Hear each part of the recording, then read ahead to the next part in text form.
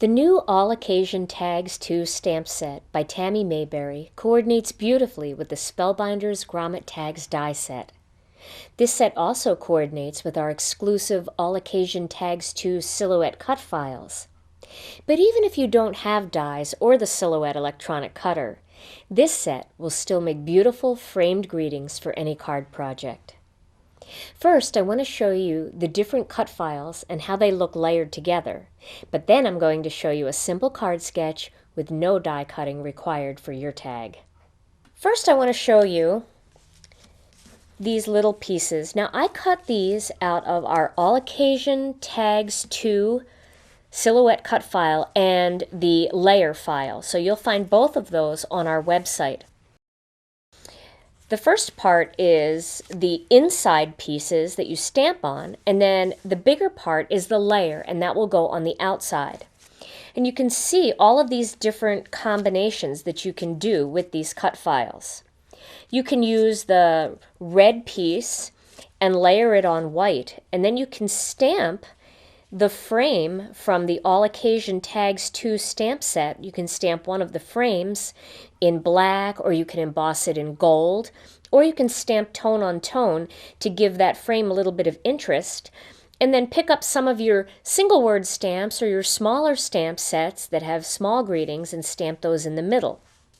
If you want to use all of the greetings that come in this set, you can just use the plain white layer and then layer that on top of a piece of colored cardstock and then stamp that frame right in there. Or you can cut a white piece with an opening and then layer that on top of a color, and that can be mounted right onto your card. Even if you wanted to pop that up with some pop dots, you could have your greeting underneath, and then you get a little bit more dimension where the greeting looks like it's sitting in a window. And let me show you how easy it is to line up. Basically, all you have to do is take whatever color ink you want to use and ink the stamp up real well with some ink. And I'm using the Gina Designs Cherry Red ink. And then you just stamp it right onto that little piece of cut cardstock. Now, if you're using dies, you can stamp first and then cut after. And you can see how nicely that piece looks. And then when you layer that on top of the same tone, you get a deep, rich balance of white and red and that beautiful layer going around the outside. And that's one of the things I really like about these cut files, is that layer that goes around the outside and just makes the whole greeting pop. Now, if you don't have an electronic cutter and you don't have a die cutting machine, that's okay. You can still make beautiful cards with this stamp set. I'm going to show you a very simple card sketch here featuring this stamp by itself with no die cut, no electronic cutter, just frame right directly onto the paper. So I'm going to use a piece of the Gina Designs white cardstock, and then I'm going to ink this stamp up using some of our cherry red. I'm going to stamp that directly onto my piece of white cardstock, and you want to make sure that you press down and give the stamp a second to let the ink release from it and absorb a little bit into the cardstock. And so there, now I have my nice frame. My next step for this little sketch is to take a small piece of the cherry red cardstock, and I'm going to run that through the Cuttlebug using the Swiss Dot Cuttlebug folder. I really like this Cuttlebug folder. It's simple, and it seems to go with just about any card project you might be working on. It's one of my go-tos. I know you guys see me use this a lot. But it's nice to pick up a folder and find so many different uses for it. And the Swiss Dot one is one that I definitely would recommend.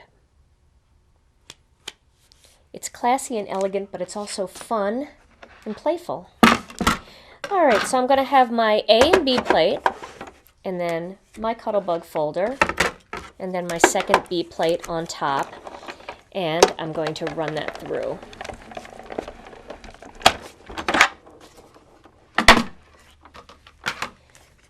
And here is my dotted pattern. You can see those dots on there. So now I'm going to take this piece of white cardstock and I'm going to mount the piece of cherry red embossed cardstock right on top. I'm going to use a little bit of mono adhesive to do that. And I like having this nice thin layer, this 1/8 of an inch border is so elegant. So there we go. Let me move that over just a hair. As you know, it is a little bit more difficult to layer when you're sitting down. It seems easier when you're standing looking down on it. So then I have a little piece of gingham ribbon. This is black gingham, 3/8 of an inch, and I'm going to hide that seam where that cardstock ends with that little piece of ribbon. And you can adjust it up or down depending on how much room you want to have showing between where you've stamped your frame and the ribbon. I like to kind of try to keep it even, same amount on the bottom and the top. So I'll move that up just a hair and I'll flip it over and tape it onto the back.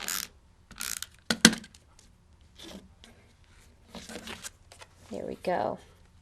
Now I want to give the illusion that this particular frame is actually a real frame and not just a stamped on image. So what I'm going to do is I'm going to take my craft pick and I'm going to poke a hole in each side, somewhere in the middle. And then I'm going to add a couple of brads into those holes to make it look like the tag is just tacked down with some brads. Like that. And if you want to eliminate some of the bulk on the back, you can also do this with self-adhesive rhinestones or pearls, or you can even use liquid pearls if you have a little bit of time for it to dry. And then I would stamp my greeting into the center there and adhere this whole piece, and you know I like to tape over the ribbon a little bit, onto a cherry red card base. And sometimes when I'm making cards like this, I will stop right here and I won't do anything else to this card and I'll put it away. So then I don't know what kind of card I'm going to need. Maybe I need a thank you card, maybe I need a birthday card, a sympathy, or a get well card.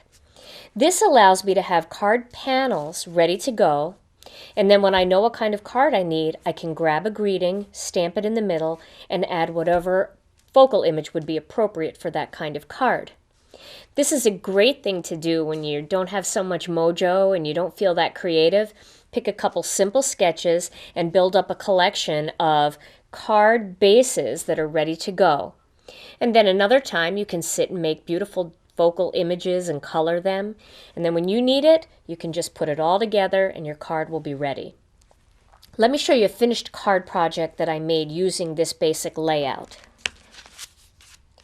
Here I used one of the greetings from the new All Occasion Tags 2 stamp set, and I grabbed a flower from last summer's Hello Sunshine Stamp TV kit, and that stamp set is still available. I did some nice black silhouette work with the flowers, and then I used some Spellbinders ovals dies to create a little frame there and add a focal image. Now again, if you don't have dies or you don't have an electronic cutter, you can just cut that into a nice rectangle or a square and do a similar look. So there's a finished card project where that beautiful frame is stamped directly onto the cardstock. Try using the All Occasion Tags 2 frames with single word stamps for photo titles on your scrapbook pages and titles for your Project Life journaling cards. With this fabulous versatile set, the possibilities are endless.